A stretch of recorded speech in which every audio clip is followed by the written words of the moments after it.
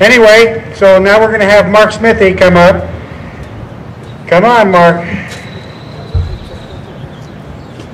Mark's new to our group as well, recently joined, and he's in our group. He's commenting about what's going on, and then we get to his part of things.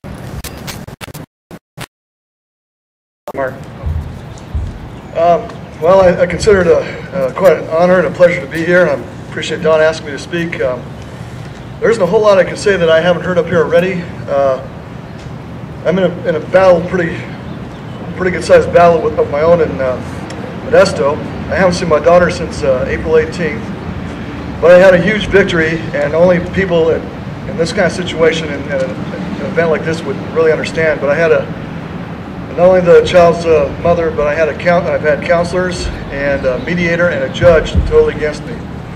And I had a judge suspend my visit from 4/18 on, so I haven't seen her, spoken or held my daughter in nearly 2 months or close to it. And then I had a mediator produce a report the last time I was in court from this counselor, and I use quotation marks when I say that said that my daughter didn't want to see me anymore and didn't want me as her daddy anymore, and blah blah blah. You can probably heard those kinds of things before. And then she had planned to interrogate, or what she called interview, my daughter in her office at the court building on June 11th. Well, I got together with my attorney, and if there's one thing I am very good at, it's documentation and keeping records. So I filed a complaint, and I included several years worth of actions on behalf of this evaluator, and I gave it to my attorney the Friday before. Monday he called me, said he was going to the courthouse, and he was going to look for the chief mediator and give this complaint to her personally. Wednesday I got a call saying that this mediator has been removed. My complaint was upheld, and the mediator is off the case. The interview is no longer going to happen, and I appreciate that.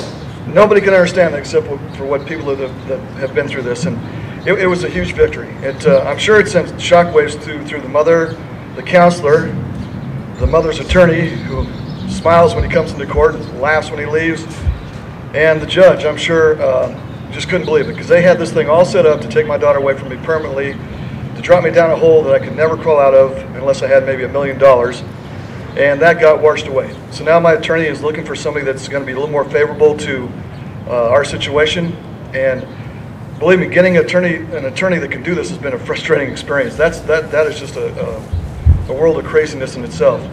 But I got lucky and found a person that I think has got my, maybe not my best interest, but got some interest at heart, and so I'm going to work with them as best I can, and anyway, that's some good news. I don't know what's going to happen. Hopefully I can get this thing resolved so I can at least see her for July 4th.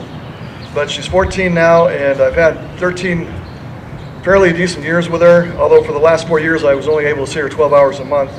But I did what I could in those 12 hours, which is basically first and third Saturdays from 10 to 4. And the things that I've had to deal with and the things that they have said about me is just outrageous. And I'm sure you people know all about that. But I'm just glad to be here today. I appreciate the effort that everybody has made today to get here and do this. I think it needs to be done. Unfortunately, and I know that there's a lot of things we'd all rather be doing, but I just hope that one day that things will change, and we won't have to go through this, and our kids won't have to go through this. I don't know when that day is going to come, but I would like to say thank you to Donald for the work that you've done and what you plan to do. I think it's great, and thank you for letting me come up here and say something. And that's it. I just wish us all a great weekend, and I'll see you, I guess, on the Yahoo groups.